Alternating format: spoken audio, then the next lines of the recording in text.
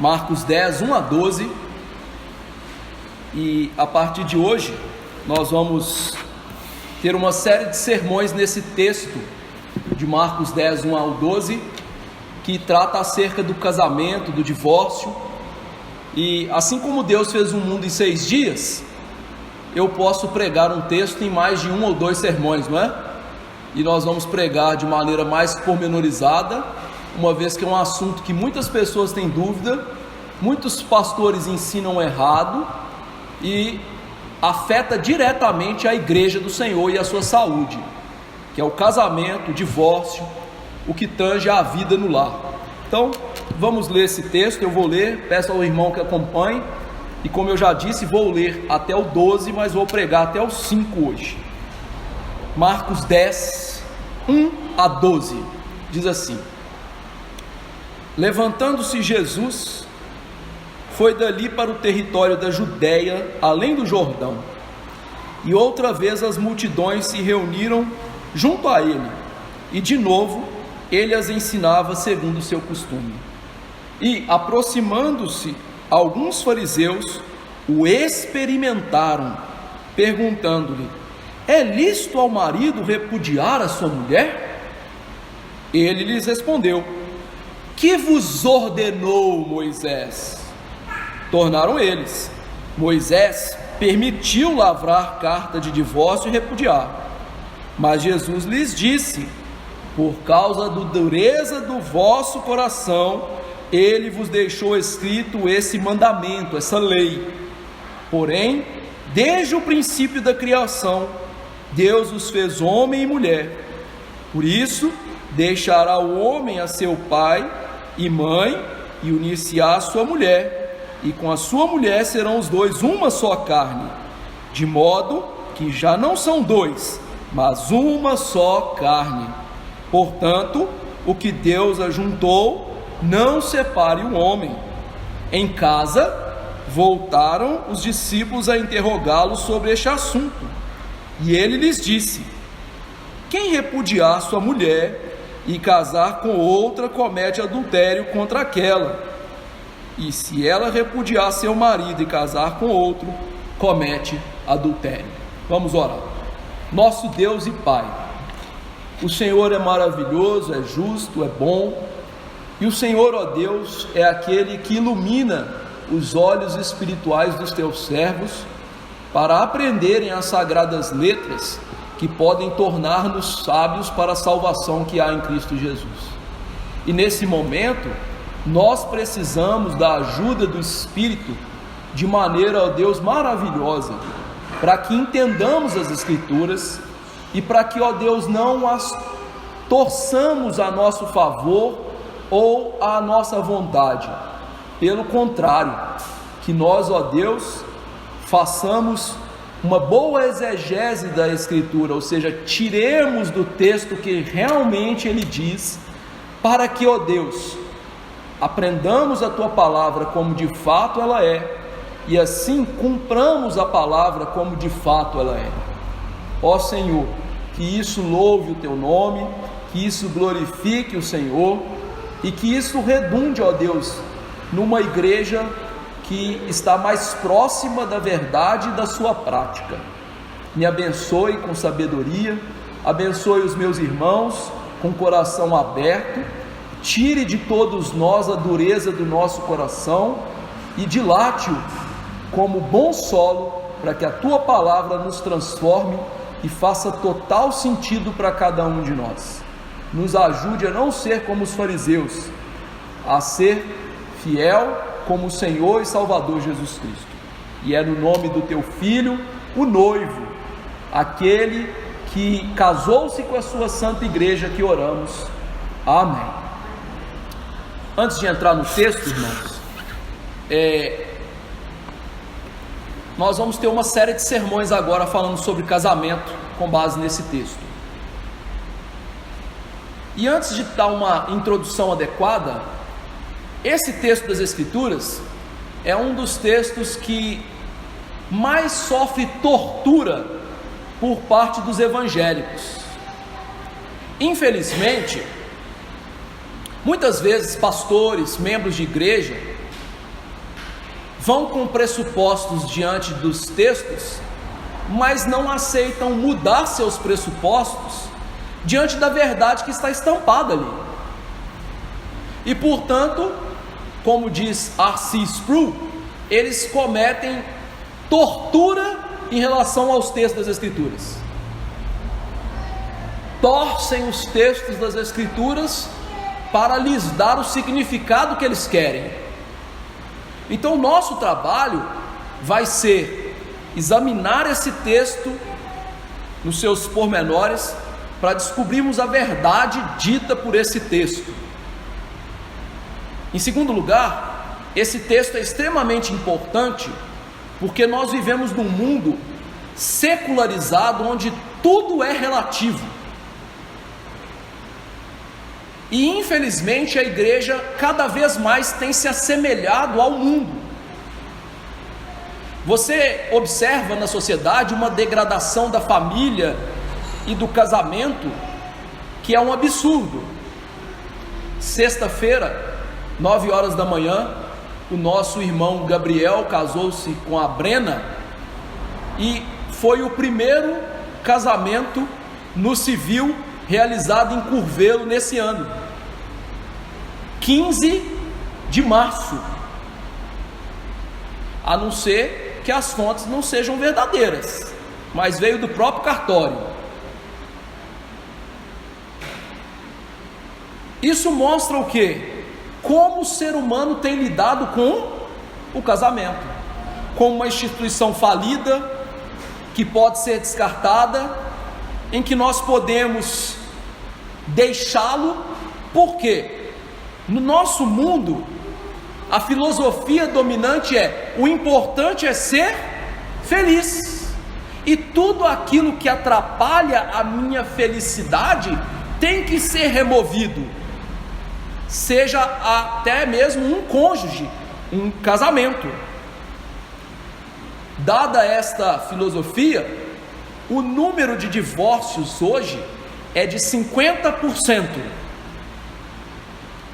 no mundo e na igreja. No mundo e na igreja. Então nós temos famílias degradadas no mundo e o pior, famílias degradadas na igreja. Nós vamos falar mais sobre a importância do casamento no segundo sermão, mas o casamento é tão importante que ele é a maneira mais sublime de representar a Trindade no mundo. O casamento é tão importante que Jesus casou-se com a sua igreja. Mas o que temos visto hoje? Um homem que se une a outro homem, casamento. Uma mulher que se une a outra mulher, casamento. Há um tempo atrás existia um programa na Band que chamava Descontrole. Foi um dos primeiros programas do Mion, apresentador, em que eles forjaram o casamento de uma mulher com um animal. Era brincadeira, mas a brincadeira está apontando para um caminho em que nós estamos seguindo. Daqui a pouco vai ter casamento entre homem e animal, mostrando o quê? Nós precisamos urgentemente de voltar às bases bíblicas sobre o casamento. Tendo isso em vista, meus irmãos, esse texto do casamento está num contexto de Marcos, em que nós vimos que nesse evangelho, a segunda parte dele está mostrando para a gente o que Jesus veio fazer, mas também como os discípulos poderiam servir Jesus, ser crentes em Jesus. O capítulo 9 que nós acabamos de expor mostrou que os discípulos estavam com grande dificuldade de serem verdadeiros crentes, de serem verdadeiros discípulos, e havia alguns problemas graves. Eles não queriam ser humildes, eles não queriam aceitar a palavra de Jesus, que afirmou que ele deveria morrer, e eles então fizeram um homem tropeçar. Jesus combateu esses pecados com a realidade de duas mensagens que nós acabamos de ver. o homem deve ser radical contra o seu pecado. Jesus exemplificou isso com tirar o olho, cortar a mão, cortar o pé, que não era literalidade, mas no sentido de que seja radical com o pecado, para que você entre na vida eterna. E a segunda mensagem que ele combateu esses erros dos discípulos era: você tem que ser sal. Se você não é sal, não presta para nada. Ou seja, o discípulo, ele vai ser purificado pelo fogo, ele vai ser transformado pelo fogo da aflição para ser sal. Se isso não está acontecendo, ele não é um verdadeiro discípulo. Depois dessa mensagem tem o texto do divórcio, das crianças, do jovem rico, e ladeando tudo isso, tem mais uma vez Jesus ensinando os apóstolos a serem pequenos, humildes e a servirem. Então, o nosso texto está entre dois grandes polos, em que os discípulos deveriam ser pequenos e servir. O que isso tem a ver com o nosso texto, então? A ideia aqui é que os discípulos, os pequeninos de Deus, devem obedecer a palavra deixando a dureza do coração. Em que circunstâncias? No casamento, na criação de filhos e na questão de como se aproximar de Cristo para a salvação. Questão do divórcio, Jesus abençoa as crianças, jovem rico. Então, os discípulos são os humildes, aqueles que deixam a dureza, aqueles que aceitam a palavra de Deus. E essa é a base para a gente entender tudo isso. Então, no nosso sermão hoje nós temos 3 pontos, e o primeiro ponto nós vamos analisar só o verso primeiro, que trata da importância da palavra de Deus.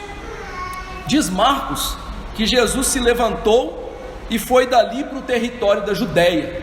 O que está acontecendo aqui? Jesus tinha acabado de passar com os discípulos boa parte do seu tempo na Galileia, mas não só na Galileia, mas Jesus, meus irmãos, estava naquilo que eu falei para os irmãos, ensinei para os irmãos diversas vezes, que é chamado de ministério do retiro. Esse ministério do retiro tinha 2 propósitos. Jesus ia ensinar os apóstolos de maneira mais detida a serem discípulos, e Jesus estava se escondendo dos judeus, que quando viram as multidões seguindo, já queriam matá-lo. Então Jesus passa grande parte do seu tempo com os discípulos, longe da multidão, por esses 2 motivos. Mas aqui acabou esse ministério e Jesus sai da Galileia dos gentios, atravessando o Jordão e indo para um território chamado Pérea. Isso é significativo porque na narrativa de Marcos está começando a jornada de Jesus até o Calvário. A partir de agora, Jesus não volta mais para a Galileia dos gentios e para Cafarnaum, de onde ele se levantou e foi para Pérea, e ele não voltaria para casa, ele ia agora direto para o túmulo, passando pela Pérea, então pela cidade de Jericó e finalmente Jerusalém. Com isso nós já aprendemos algo importante de Jesus, que faz um contraste com aquilo que os discípulos estavam sendo. Os discípulos queriam ser grandes, os discípulos não queriam servir, os discípulos queriam evitar sofrimento. Jesus faz o quê? Como servo de Deus, ele se coloca rumo ao seu sofrimento para a nossa salvação. Marcos está enfatizando aqui, nessa narrativa, o fato de agora Jesus, o Messias, o Salvador, caminhar para a sua morte voluntariamente. Ele agora está caminhando para a morte de cruz, e esse é o tipo de Messias que é Jesus. Não é o Messias político que eles queriam, não era o Messias que destronaria Roma e assentaria no trono de Davi como um rei guerreiro, mas é o Messias que corre para a morte, e morte de cruz.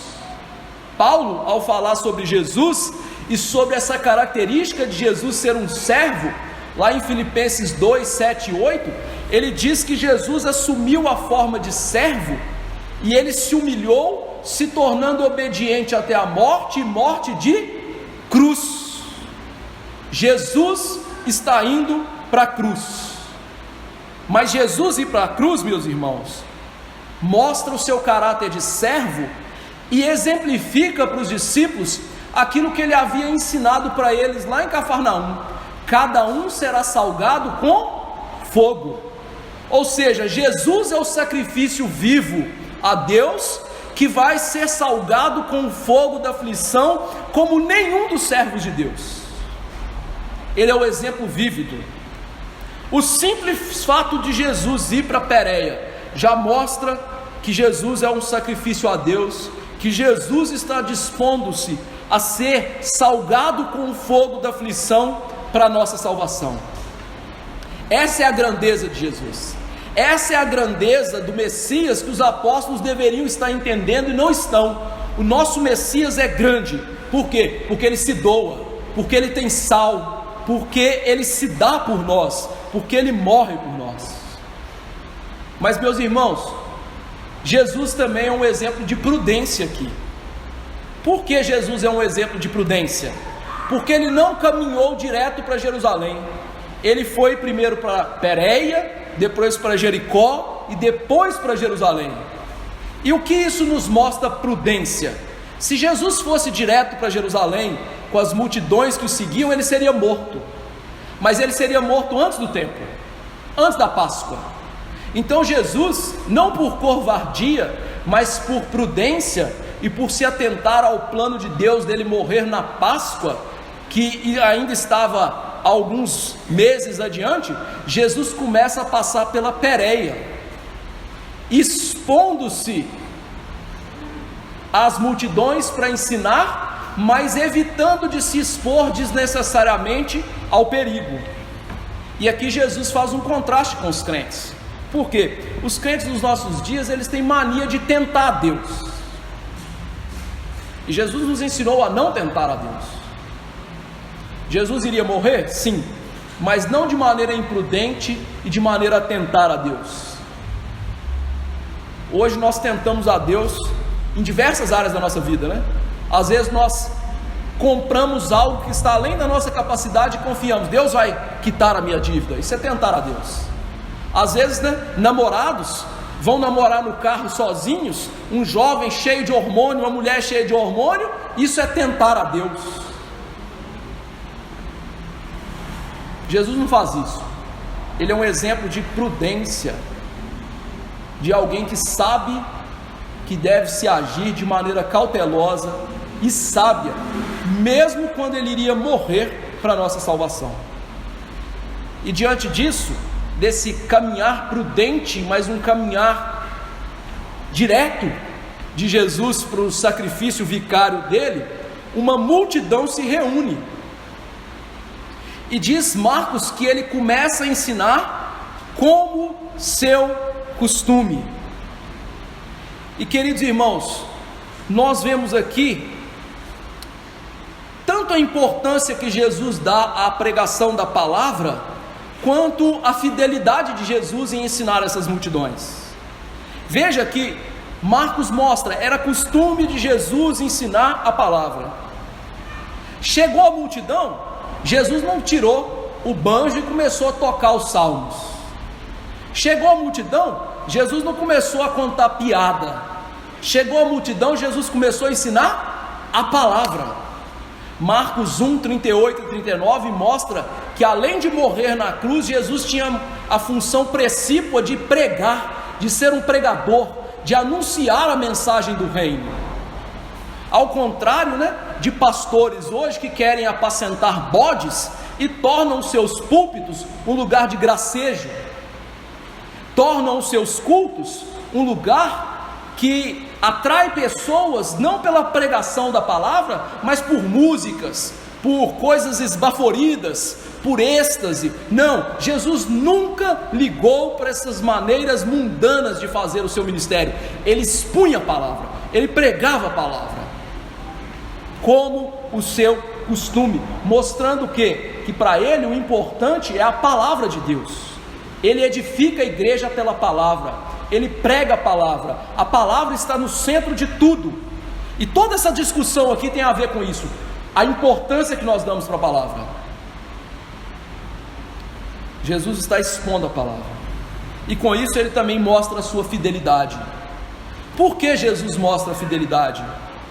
Jesus sabia que a maioria daquelas pessoas a qual ele estava pregando a palavra não creriam nele. Então, entre aspas, ele sabia que o trabalho dele estava sendo inútil em relação àquelas pessoas. Entre aspas, viu, gente? E mesmo assim ele continuou pregando, ensinando, expondo, mostrando o que? Fidelidade. E ele faz um contraste com os nossos dias e os pregadores, que para eles o que importa é números. Mas números não significa fidelidade. O pregador que mais pessoas levou ao Senhor numa única pregação foi Jonas. 120 mil em uma única pregação. Jonas foi fiel a Deus? Não. Isaías pregou fielmente e Deus disse para ele: você vai pregar e esse povo não vai lhe ouvir. Ou seja, o princípio do ministério pastoral e da vida de crente é ser fiel a Deus. Por isso o apóstolo Paulo diz: além disso, o que se requer dos despenseiros é que cada um deles seja encontrado fiel. 1 Coríntios 4:2. E Jesus aqui, ao pregar essa palavra, ele está sendo fiel. Mas ainda tem um último detalhe nesse texto aqui. Ele disse: de novo ele está pregando. E esse de novo parece bobo, mas é importante. Por que Jesus de novo está ensinando? Jesus sabia da importância do ensino ser sistemático e repetitivo. Porque nossos corações não gravam a palavra e não a recebem como deveria. E por isso é necessário ensinar de novo, de novo e de novo. O puritano Matthew Henry, ele diz assim: observe que mesmo aqueles a quem Cristo ensinou têm a necessidade de serem ensinados outra vez. Tal é a plenitude da doutrina cristã, que sempre há algo mais a aprender. Mas também tal é o nosso esquecimento, que precisamos ser lembrados daquilo que já sabemos. Vou fazer uma pergunta simples: o que é justificação pela fé? Você consegue definir agora de maneira perfeita para mim? Não. Então o que eu tenho que fazer? Continuar te lembrando, continuar ensinando. E o que Jesus fazia? O mesmo. Então, nesse primeiro ponto, verso 1, essa é a importância da palavra de Deus. Ela é o centro, ela é tudo que a gente precisa, é tudo que Jesus fez para aquele povo. Pregou, pregou, pregou. A questão é: há desejo de aprender? Segundo ponto, verso 2, sem desejo de aprender, mostra os fariseus, diz assim: e aproximando-se alguns fariseus, o experimentaram perguntando-lhe: é lícito ao marido repudiar sua mulher? Em meio ao ensino de Jesus, aparecem os fariseus, e essa cena, meus irmãos, levando em conta toda a cena maior de Marcos e no contexto em que nós estamos, é muito significativa, porque os fariseus representam os grandes, aqueles que não querem ser pequenos, aqueles que não querem mudar as suas vidas, cortar a mão, o pé, arrancar os olhos. Eles são aqueles que fazem os pequeninos tropeçar. E qual é a característica desse tipo de gente? Veja que eles chegam diante de Jesus não para ouvir a palavra, mas para questionar a palavra. Eles não têm sal neles, porque eles vivem em rebeldia em relação à palavra. Eles não têm sal, porque a religião deles é uma religião de questionar a palavra.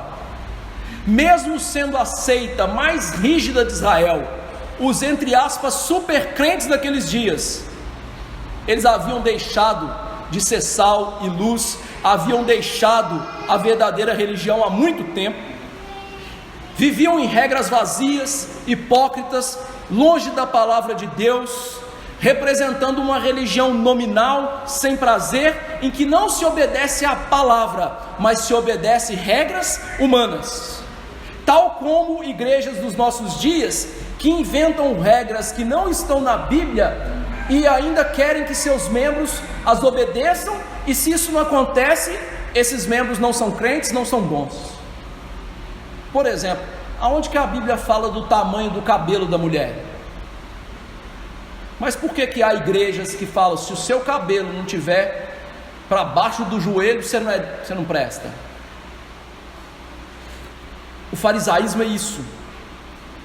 Pessoas que, em vez de terem um coração transformado, têm regras externas, e o pecado está lá alojado no coração. Por isso, essas pessoas, ao invés de se curvarem à palavra, eles fazem o quê? Questionam, discutem e rejeitam a palavra. E veja que esses homens rejeitaram a Jesus e a sua palavra, tanto que o texto diz: chegaram até Jesus para o experimentar. A ideia de experimentar aqui é testar, colocar uma armadilha para Jesus cair. Então eles não estão interessados em ouvir a palavra e serem transformados, eles querem fazer uma armadilha para Jesus. Em nenhum momento o coração deles deseja a verdade, em nenhum momento eles querem se humilhar diante de Jesus, deixar a vida de pecados, segui-lo, se negando. O que eles querem é atrapalhar a vida de Cristo. É o tipo de pessoa que vai na igreja, assim, eu não gosto daquela igreja não. Por quê? Porque não tem uma música animada. Eu não gosto daquele pastor não, porque ele é muito bravo. Eu não gosto daquilo ali não, porque ele pregou 1 hora. Ora, você quer cantar 1 hora e ouvir 20 minutos de sermão e achar que você vai ser transformado?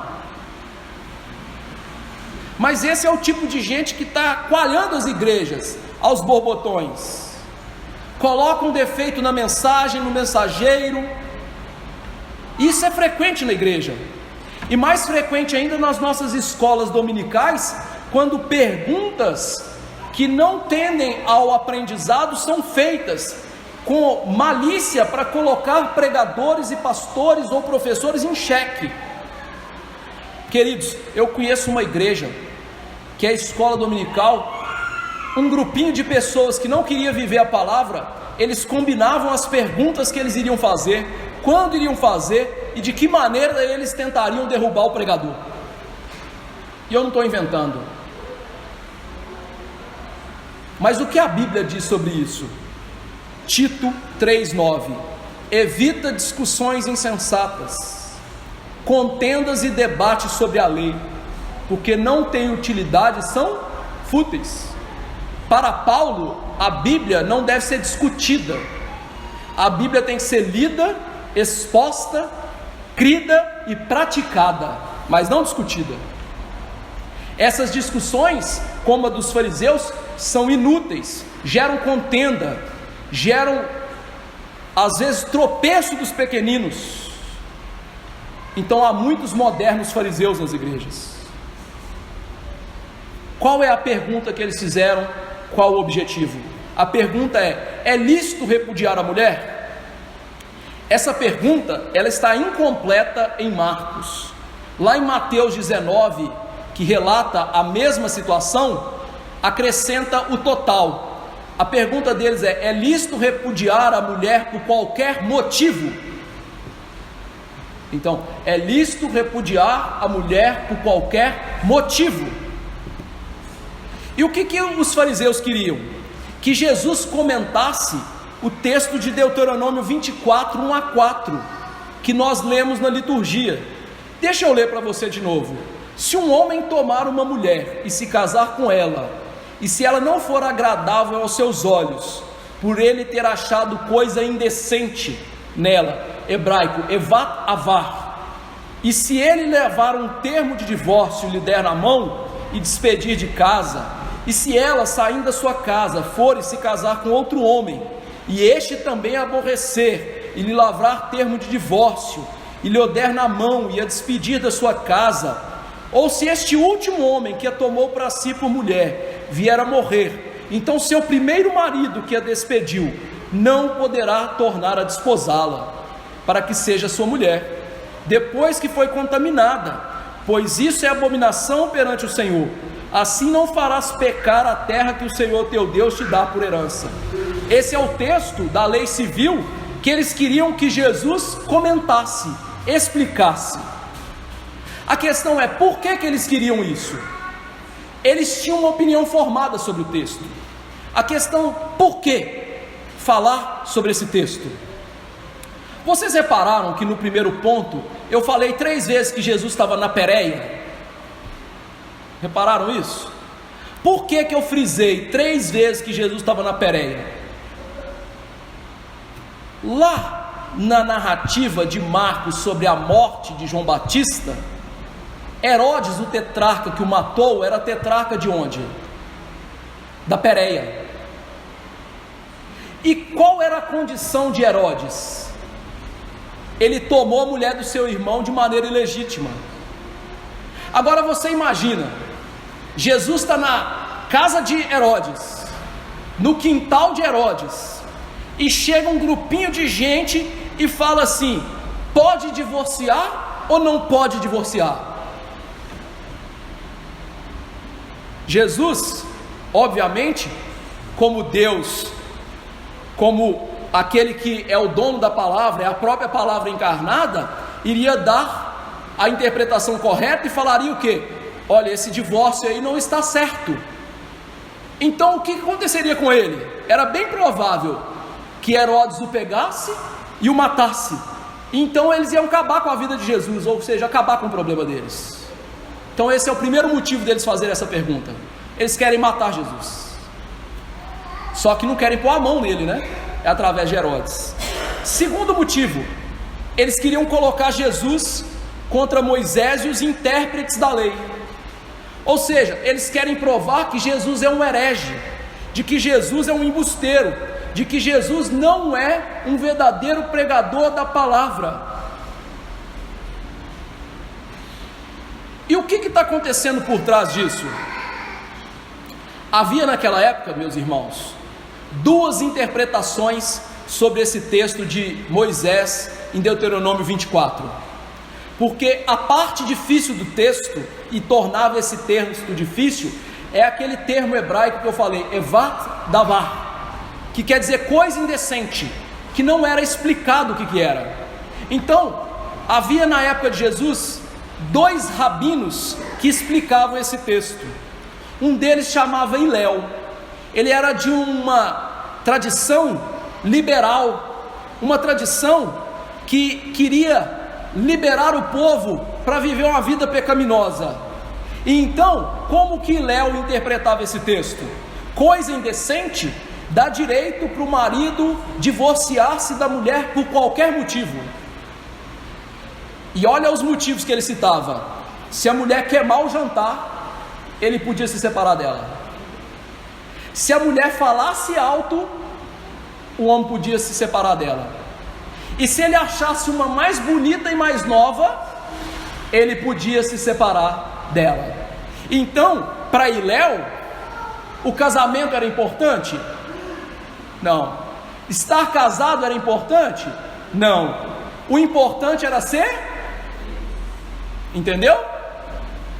A outra opinião era do rabino Shammai, que ele interpretava coisa indecente ligado ao adultério, que Jesus vai concordar com ele e falar que é porneia, da onde vem a nossa palavra pornografia, ou seja, aquilo que tem a ver com o pecado sexual, o escândalo sexual. Então a ideia dele é, se o homem casasse com a mulher e ele encontrasse alguma coisa escandalosa de maneira sexual, ele poderia se separar dela. A questão então é, o que Jesus respondesse, ele ia desagradar as pessoas. E qual você acha que era a opinião da maioria dos judeus? Divorcie-se por qualquer motivo. E não só dos judeus, era a opinião dos discípulos. Pastor, agora você está louco. Não estou louco não, porque lá em Mateus, quando Jesus fala sobre o casamento, na hora que Jesus entra em casa com eles, eles falam assim: então Jesus, é melhor não se casar, porque a ideia deles era o quê? Deu errado, parte para outra. Até os discípulos pensavam assim. Em terceiro lugar, por que eles fizeram essa pergunta? Porque eles queriam lançar Jesus contra o povo, mas sobretudo contra as mulheres. Por quê? Porque aquela sociedade não deveria ser uma sociedade machista, não deveria, porque deveria ser uma sociedade baseada na palavra de Deus, mas era uma sociedade machista por causa do pecado. Então, a lei que regulamentava o divórcio era uma lei que Deus deu para proteger a mulher, para o homem não descasar e casar à revelia, do jeito que ele quisesse. Por isso que tinha uma regulamentação em relação ao divórcio. Deus estava protegendo a mulher. E é interessante que as mulheres sustentavam o ministério de Jesus. Lá em Lucas diz que boa parte do ministério de Jesus, quem sustentava financeiramente eram as mulheres, que tinham dinheiro e davam dinheiro para ele viver. Ou seja, a situação que eles colocaram Jesus, se você gosta de sinuca, chama sinuca de bico, né? De qualquer jeito você se lasca, falando do bom mineirês. O que você percebeu na atitude desses homens? Percebe a malícia, a maldade e a falta de vontade de aprender e obedecer a palavra? Meus irmãos, nós estamos vivendo uma situação muito parecida hoje. A gente só não carrega os filactérios dos fariseus, mas o mesmo desejo de não obedecer, de não entender e de não querer saber dos princípios da palavra está na igreja hoje. É só você ver igrejas cheias em que nós determinamos para Deus as bênçãos, em que o crente não pode sofrer, em que não se observa as leis da palavra de Deus em relação ao ministério da palavra, em relação a nada. Ou seja, o crente virou um cliente que ele não pode ser desagradado, ele tem que viver do jeito dele. Esse é o princípio que está por trás dessas perguntas que eles fizeram. Um princípio de que, ao invés de obedecer a palavra, nós obedecemos o nosso coração pecaminoso. Só que Jesus deixa isso barato? Não. Jesus mostra o problema. Verso 3 a 5. A dureza do vosso coração. No verso 3, diz assim: ele lhes respondeu: que vos ordenou Moisés? Veja, meus irmãos, que Jesus é muito sábio em não responder a pergunta diretamente. Ele respondeu com uma outra pergunta. E essa pergunta de Jesus é chave aqui. E principalmente a palavra que ele usou. O que, traduzido no nosso português, ordenou Moisés. Isso é importante. Porque Jesus, ao usar essa palavra, ele tira a discussão de Deuteronômio 24 e ele leva para outro texto de Moisés no Antigo Testamento. Deuteronômio 24 não era uma ordem, não era um mandamento, era uma lei que restringia o divórcio, que trazia parâmetros para o divórcio no Antigo Testamento, mas não era um mandamento, uma ordem. Então Jesus pergunta: o que ordenou Moisés? Percebeu a lógica de Jesus?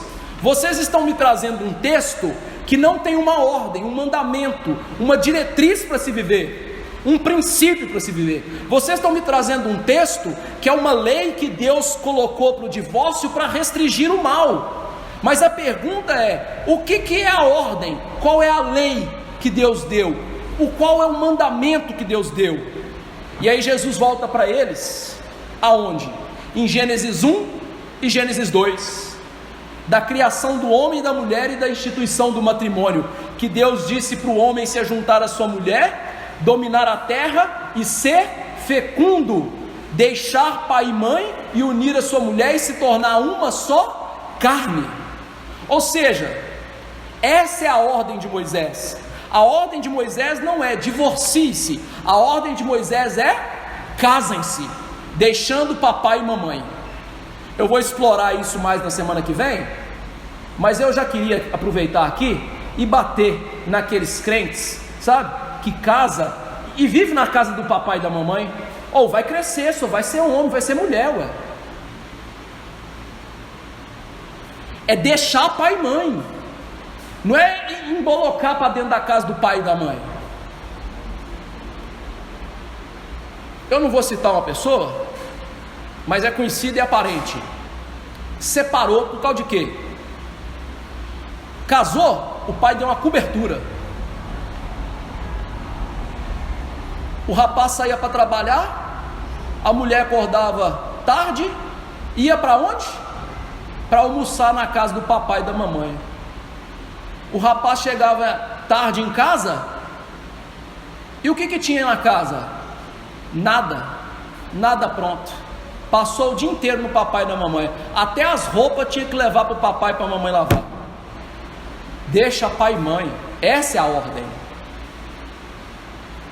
O que Jesus está mostrando então é o plano original de Deus, a regra de Deus. Enquanto eles queriam discutir a concessão de Deus, Jesus mostrou o que? A regra é: deixa pai e mãe, casa, vai viver sua vida com a sua mulher. E ao fazer isso, meus irmãos, logicamente a gente depreende da fala de Jesus uma coisa muito importante em relação à interpretação bíblica. Em primeiro lugar, eles estavam interessados em Jesus discutir o texto por causa da opinião de Léo e Shammai. Jesus não falou de opinião de ninguém. Jesus foi aonde? Na Bíblia. O que Moisés falou? O que a Bíblia falou? Mostrando para a gente o que? Qual é a única regra de fé e prática para a nossa vida? A Bíblia. Não é o livro da Ellen White, não é os escritos russelitas, não é o Evangelho de Allan Kardec, não é o horóscopo, não é comentário bíblico. Qual é a regra para a igreja? A Bíblia. Jesus recorria sempre para responder às questões à Bíblia. Qual é a regra da Bíblia? O que a Bíblia diz? E ao fazer isso, ele nos mostra como ser verdadeiro discípulo. A pergunta para a gente é: o que a Bíblia diz? Pastor, posso fazer tatuagem? O que a Bíblia diz? Pastor, posso fazer um aborto porque eu engravidei antes do casamento? O que a Bíblia diz? Não é o que eu acho, não é o que eu penso, não é o que eu quero, é o que a Bíblia diz. Então a pergunta do verdadeiro crente é: qual é o capítulo e versículo da Bíblia que isso está? Só que o problema hoje é que os crentes acreditam no horóscopo. E olha, né? Eu já vi gente dentro da escola dominical ensinar horóscopos para as crianças. Não estou brincando. Os crentes hoje acreditam muito mais na bobagem do Marçal aí, nos coaches. Acreditam mais em falsas mensagens, em autoajuda, em blá blá blá, em euforia, do que na Bíblia. Aonde está isso na Bíblia? Não está. Só que Jesus fez o quê? O que a Bíblia disse? Essa pergunta de Jesus também é tão interessante porque não é só o que a Bíblia diz, mas o que a Bíblia diz numa verdadeira interpretação. Porque o problema aqui era um problema do coração, sim, mas era um problema de interpretação da Bíblia. Então, querido irmão, não basta voltar para a Bíblia, mas é preciso voltar para a Bíblia com uma verdadeira interpretação. Jesus, quando voltou aqui para Moisés e perguntou o que a Bíblia diz, ele está mostrando o quê? Qual é a interpretação da palavra de Deus que é verdadeira? E ele nos deu aqui, por incrível que pareça, e nós podemos deduzir logicamente do texto, 3 regras de interpretação. Primeira regra, analogia da fé. O que significa isso? A Bíblia interpreta a Bíblia. Ou seja, como que eu vou interpretar Deuteronômio 24? Eu tenho que voltar para o princípio, onde está a ordem do casamento, Gênesis 1 e 2. Então a Bíblia interpreta a Bíblia. A maneira correta de você fazer uma interpretação da Bíblia é: o que a Bíblia diz sobre esse tema em diversos textos?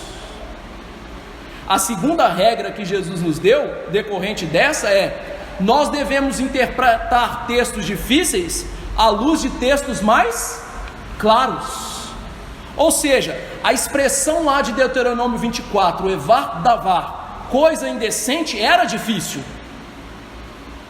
Só que existiam muitos outros textos claríssimos na Bíblia que falavam sobre casamento e divórcio.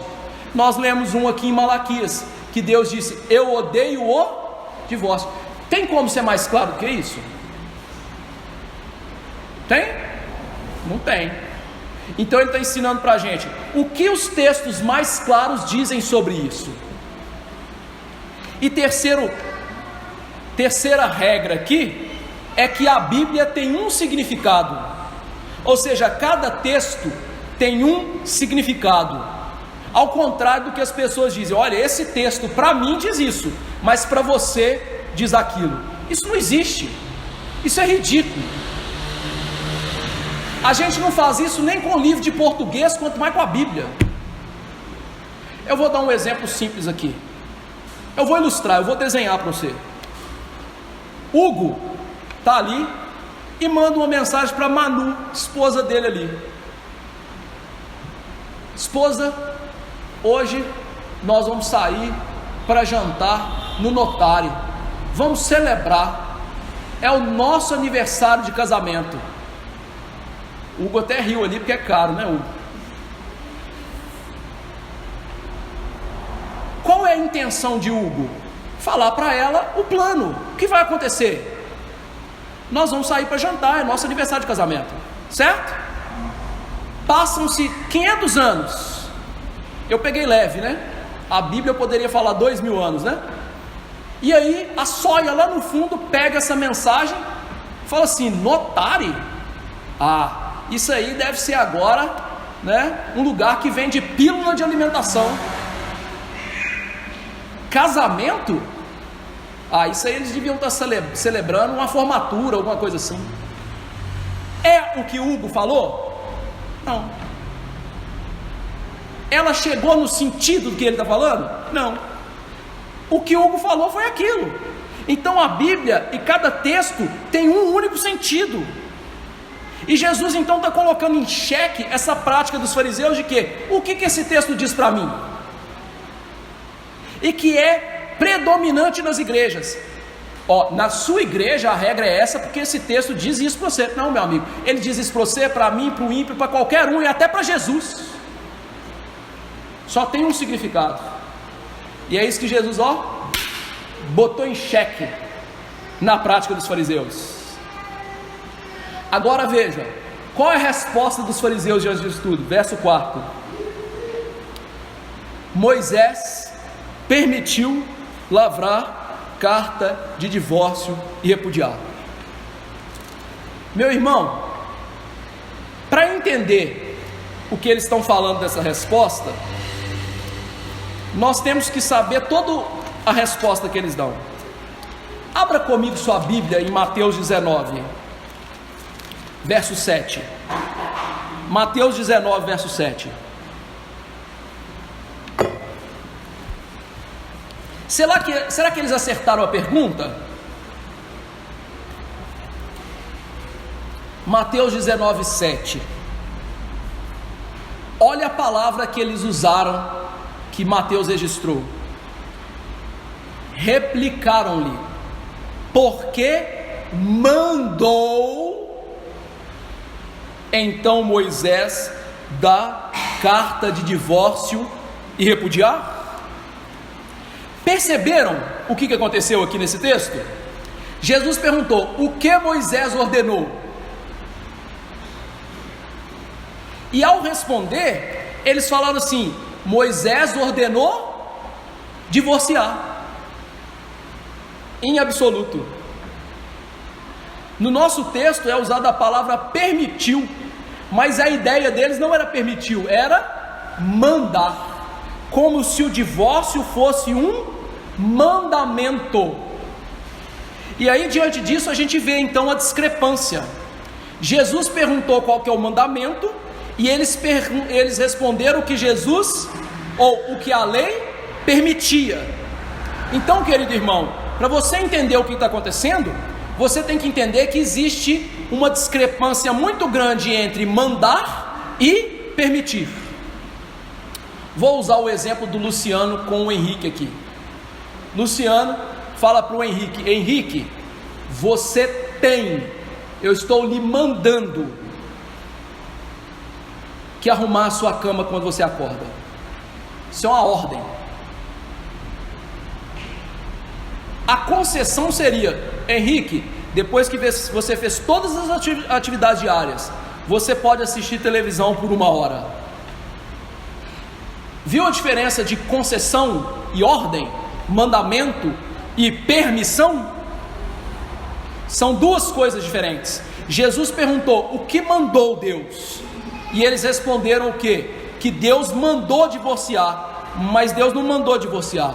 O texto de Deuteronômio 24 era uma concessão, uma permissão, e que na verdade era uma permissão, queridos irmãos, que tinha como objetivo minorar, desencorajar o divórcio.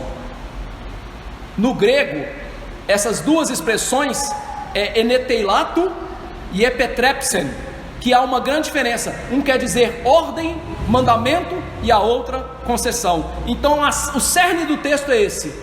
Jesus perguntou qual é a ordem de Deus, e eles pegaram a concessão de Deus e transformaram a concessão em uma ordem, em um mandamento, dizendo que ao invés de regulamentar o divórcio, eles fizeram do divórcio uma necessidade, um mandamento, uma ordem, algo que deve ser praticado. E quando a concessão trazia a originalidade, e a concessão queria coibir. Por quê? O que Deus estava querendo fazer com aquele povo era o seguinte: era como se Deus estivesse dizendo assim: pense 2 vezes antes de divorciar. Por quê? O que geralmente acontece com o divórcio? Você divorcia e arranja outra pessoa, certo? Só que as coisas mudam para sempre e se tornam perfeitas? Não. Por que não? Porque você vai casar com um pecador e você não aprendeu a lição, tanto que você divorciou. Você continua pecador e com o mesmo erro. Então qual que é a tendência? Se tornar pior. É por isso que a Gretchen está no 28º casamento aí. Ou seja, mudou o coração? Não. Então, olha só, toda aquela permissão de Deus era para mostrar para o homem o seguinte: olha, se você descasar, você vai casar de novo, ou sua mulher vai casar de novo, e depois você vai querer voltar para ela. Percebeu o que, né? Oh, a outra é pior, né? E não vai poder. Então ele está dizendo exatamente o que? Pense 2 vezes antes de fazer isso. E aí nós tiramos algumas verdades sobre isso. Em primeiro lugar, o divórcio não é o plano original de Deus. Deus planejou que fossem homem e mulher, e os dois se tornassem uma só carne, numa união indissolúvel, numa união profunda, em que nem o papai e a mamãe podem colocar a colher, deixa pai e mãe. Em segundo lugar, o divórcio nunca foi e nunca será o mandamento de Deus para o seu povo. Ele é uma concessão, uma regulamentação. Por causa do quê? Da dureza do nosso coração. Então Moisés, Deus nunca, a Bíblia mandou divorciar. Ela permitiu, e de maneira estreita, muito balizada, e para proteger a parte inocente, a parte que não pecou, a parte que não errou.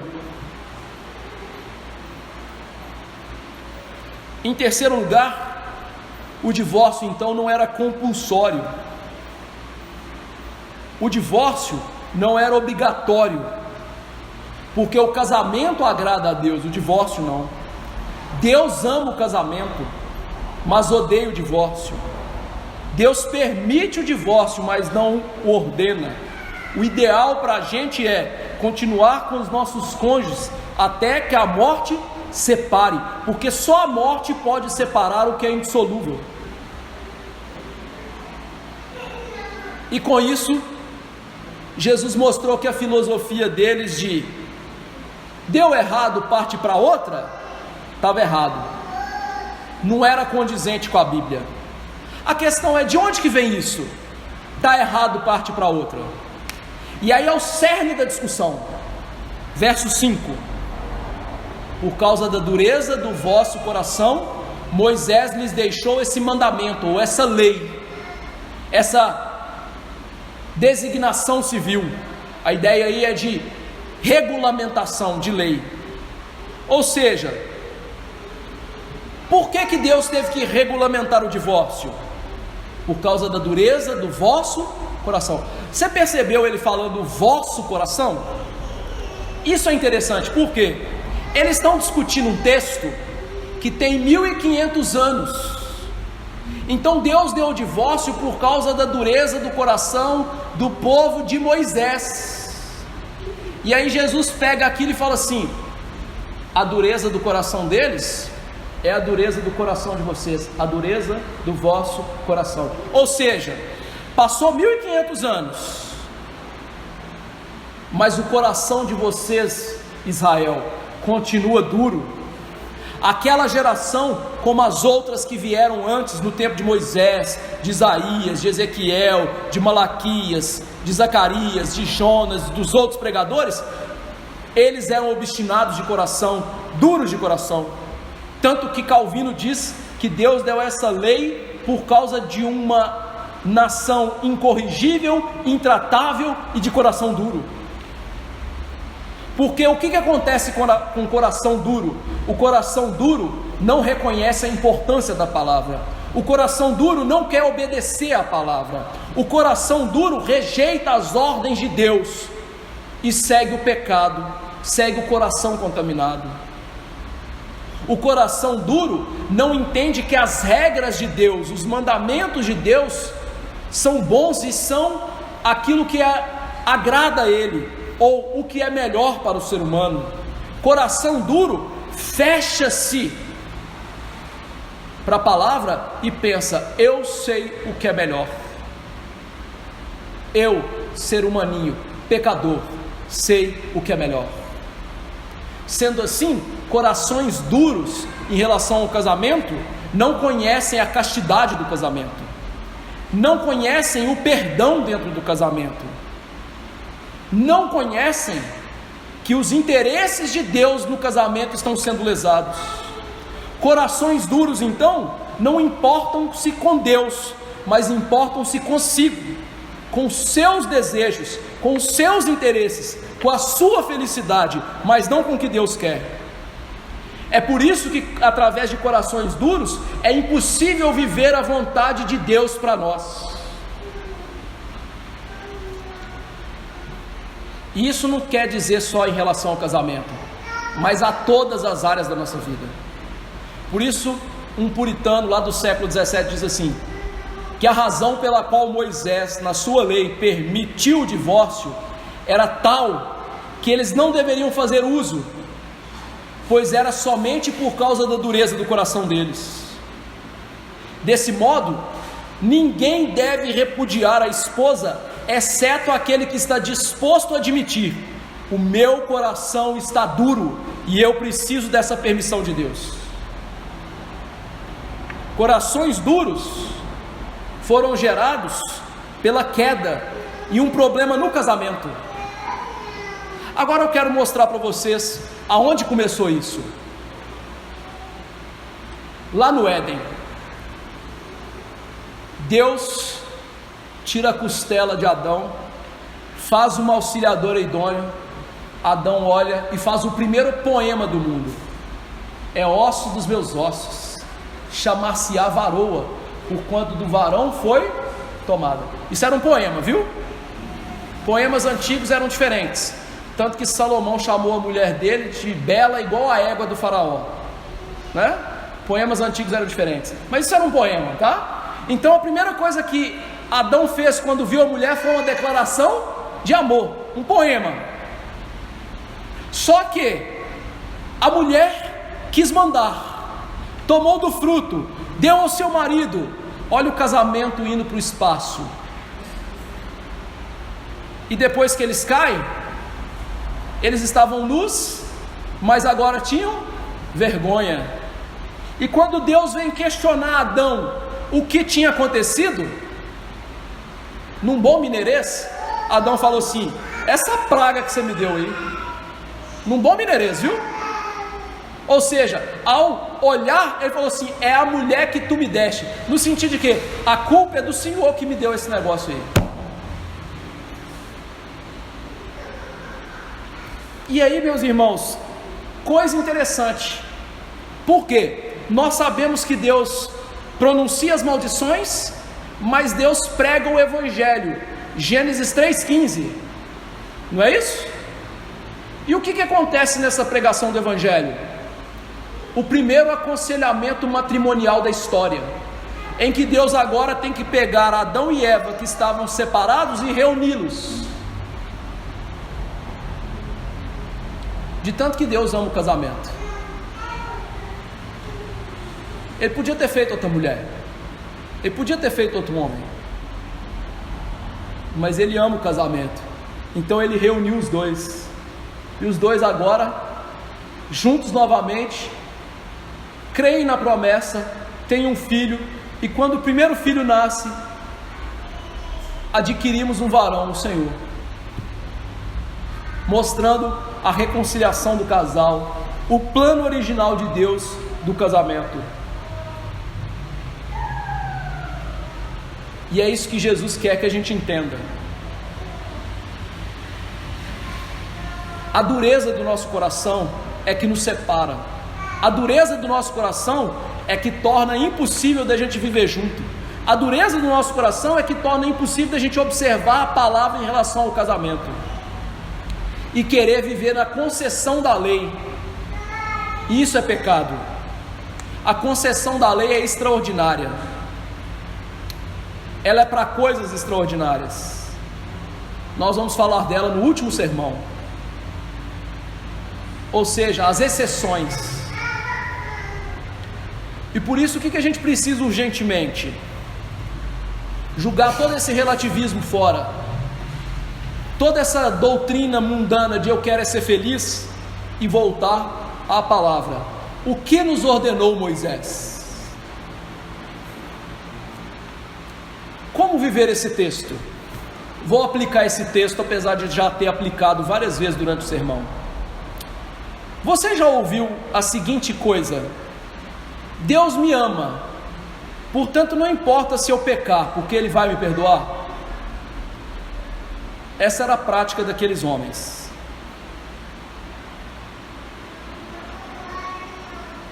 Essa é a prática dos cristãos dos nossos dias. Olha, eu ouvi a palavra, eu entendi que isso é o certo, mas Deus me ama, Deus vai me perdoar. Aquele que pensa assim, já começou a demonstrar que não é verdadeiro crente, porque esqueceu-se que Deus odeia o pecado, como Ele odeia o divórcio. Que o pecado é resistência à palavra de Deus, e que o pecado é fruto de corações duros, que mostram o nosso orgulho e impenitência em relação a Deus. Tome cuidado com isso, querido irmão. Nós não temos essa postura de que eu sei que isso é o certo, mas eu sei que Deus vai me perdoar, então eu não vou fazer. Lembre-se, Deus resiste a corações duros, Deus resiste aos soberbos, Deus vai conceder graça aos humildes. Quem são os humildes? É o homem que teme e treme diante da minha palavra, diz Isaías.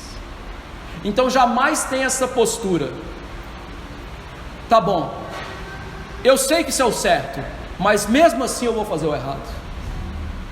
Você já viu inúmeros divórcios assim? Você já viu inúmeros casos de crentes que caíram em pecado assim? Não seja assim. Segunda aplicação: Jesus então deseja que nós odiemos o pecado, que nós não sejamos como os fariseus, que vamos viver nas concessões da lei. O Senhor Jesus quer que nós conheçamos os seus mandamentos, o que ordenou Moisés, e nós vivamos nesses mandamentos sem desculpas. Sem desculpas. O crente hoje dá desculpa para tudo. Quantas vezes o crente deixa de vir na igreja porque está com dor de cabeça, mas não deixa de ir para o trabalho porque está com dor de cabeça? Você não conhece Novalgina, não?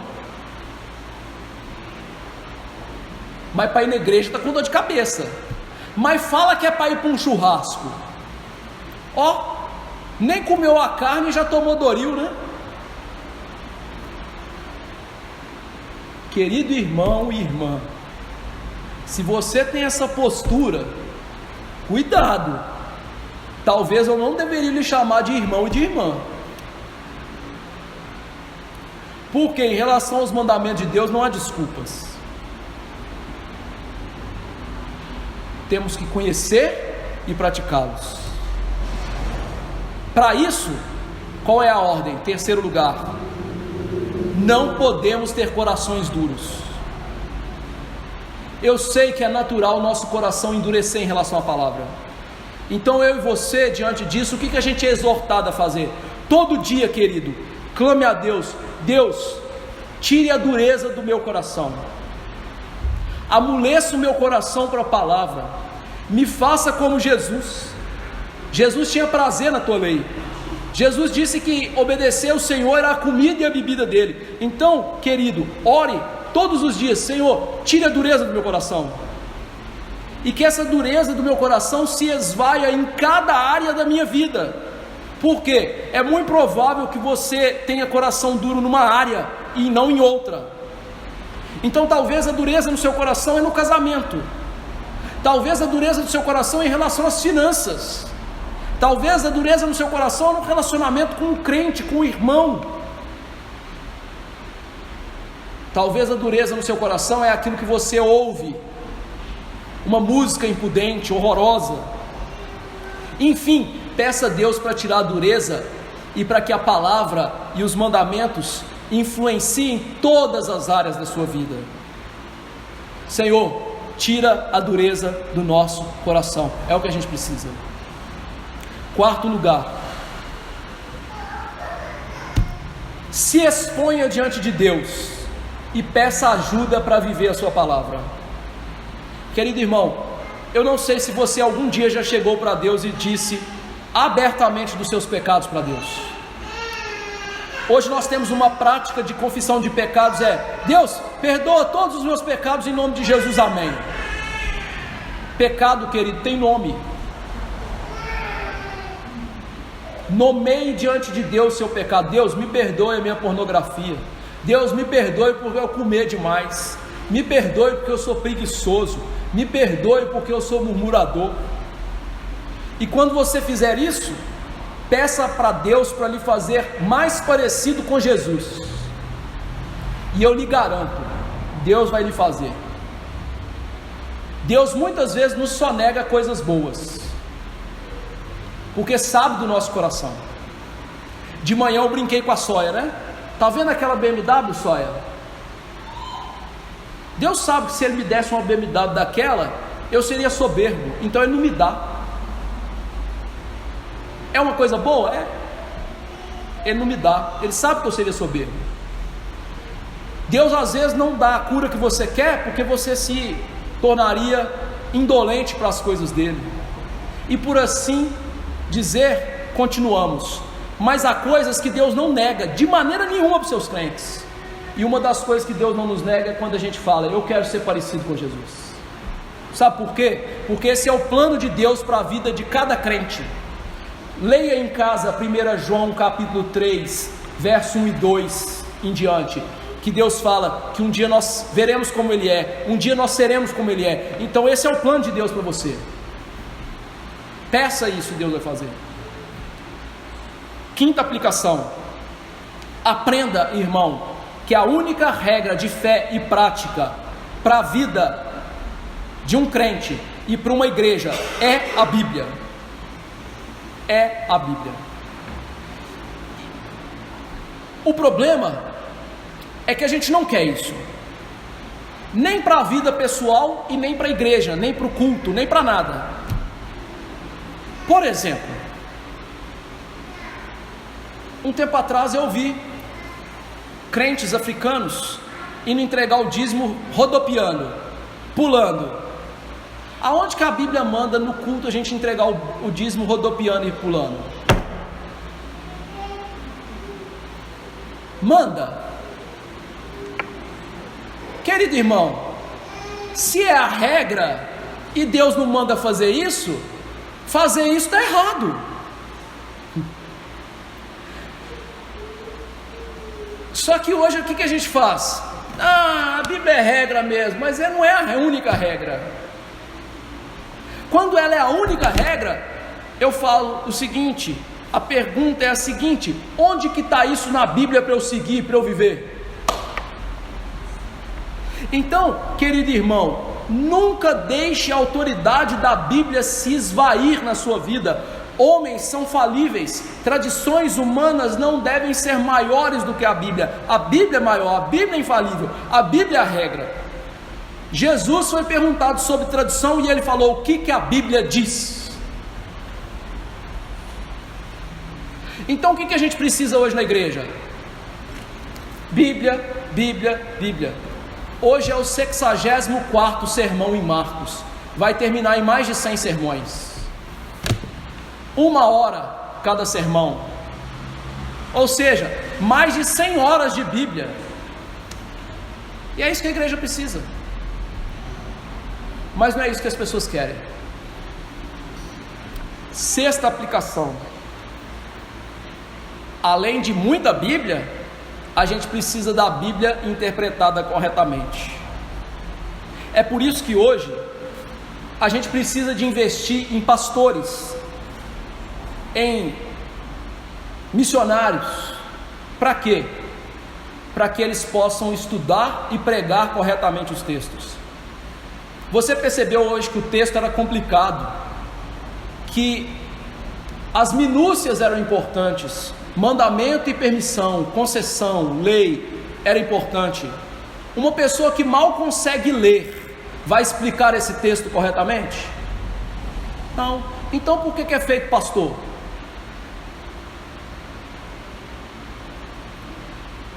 Então a gente precisa da Bíblia interpretada corretamente, tanto em textos claros quanto difíceis. Para quê? Para a gente saber a verdade e seguir. Isso vale não é só para o pastor que está pregando, mas lá na sua casa. Você vai pegar um texto bíblico, em vez de você torcer para satisfazer suas fantasias, o que esse texto realmente quer dizer? E aí é preciso você estudar, e é assim que a gente aprende Bíblia. Foi assim que eu aprendi Bíblia. Quando de fato Deus me alcançou, eu já estava na igreja há um bom tempo, mas quando de fato Deus me alcançou, eu estudava a Bíblia, pegava comentário, pegava livros, pegava Bíblias comentadas e gastava horas e horas estudando. Foi à toa que eu virei pastor, né? Mas aprendi. E é isso que a gente precisa hoje. Sétima aplicação: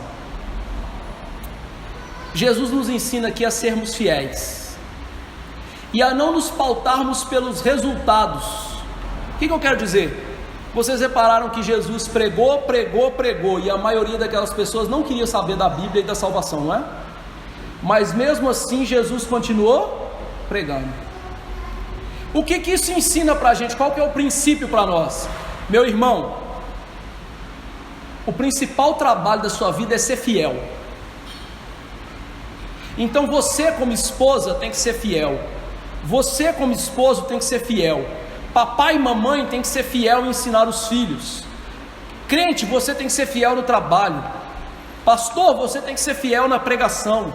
O nosso trabalho não é gerar resultados, o nosso trabalho é ser fiel. Resultado é com Deus.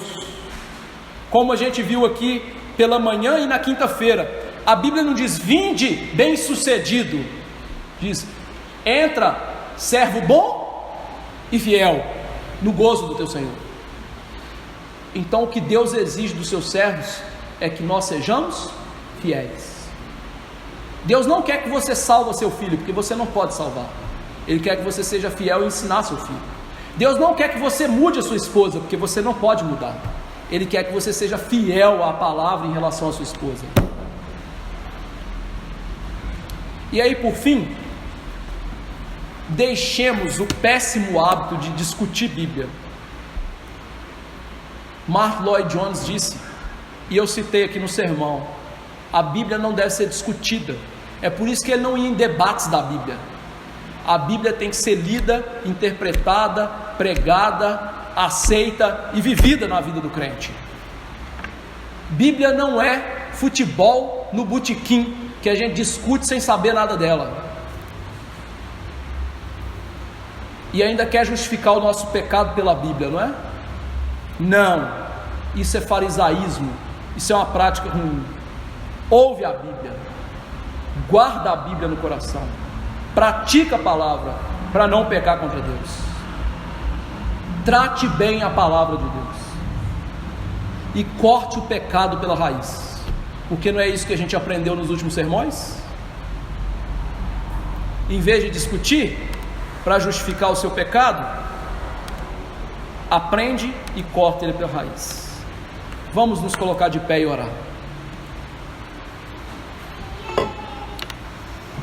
Senhor Deus, eu te agradeço esse dia tão quente, com um calor tão inclemente, que torna difícil, ó Deus, pregar e ouvir. Mas foi a vontade do Senhor, então louvado seja o teu nome, porque tudo vem das tuas mãos e tu sabes o que é melhor. E o Senhor reservou esse texto difícil para hoje. Mas, ó Deus, eu lhe imploro, ainda que haja textos difíceis da Escritura, os instáveis dos nossos dias têm deturpado os textos difíceis e fáceis, por causa dos seus corações duros. Há inúmeras igrejas que os seus pastores, seus líderes têm um coração duro e torcem a Bíblia a seu favor e para enganar pessoas e para ter número, ó Deus. Que coisa horrenda! Que o Senhor tenha misericórdia da nossa geração. Oxalá, ó Deus, o Senhor mandar um avivamento de maneira que voltemos às Escrituras. Eu tenho visto muitas pessoas pedindo avivamento, mas não há avivamento sem reforma, e não há reforma sem voltar para a palavra. Então, de maneira micro, faça isso na minha vida, na minha família e na minha igreja. Ou seja, que nós nos voltemos para a palavra e que a nossa postura seja o que a Bíblia diz. E que nós, ao ouvirmos, entendermos, interpretarmos corretamente, ó Pai, o que a Bíblia diz, o Teu Espírito nos disponha no coração para praticar o que a Bíblia diz. E eu lhe imploro, tire a dureza do meu coração, tire a dureza do coração dos meus irmãos, abra os nossos olhos para ver o pecado em cada área da nossa vida e cortá-lo pela raiz. E eu lhe imploro, abençoe o meu casamento, abençoe o casamento dos meus irmãos, para que o nosso casamento seja bíblico, fiel, e nós jamais abandonemos os cônjuges da nossa mocidade. Nos dê essa graça, e que assim tenhamos famílias piedosas, santas, fiéis, e tenhamos sim uma igreja santa, piedosa e fiel, para a glória do Senhor. E nos ajude a focar na fidelidade, na pregação, na evangelização, na vivência, em cada área da nossa vida, e não olhar para os resultados, ó Deus. O nosso mundo olha para isso. Os resultados cabem ao Senhor. Paulo plantou, Apolo regou, e quem deu o crescimento foi o Senhor. Que o Senhor nos ajude a entender isso e em cada área sermos fiéis. É no nome de Jesus que eu lhe imploro. Amém. Que a graça do Senhor Jesus, o amor de Deus, nosso bendito Pai, e a doce consolação do Espírito estejam com os eleitos do Senhor hoje e para sempre. Amém. Desde assentar, irmãos.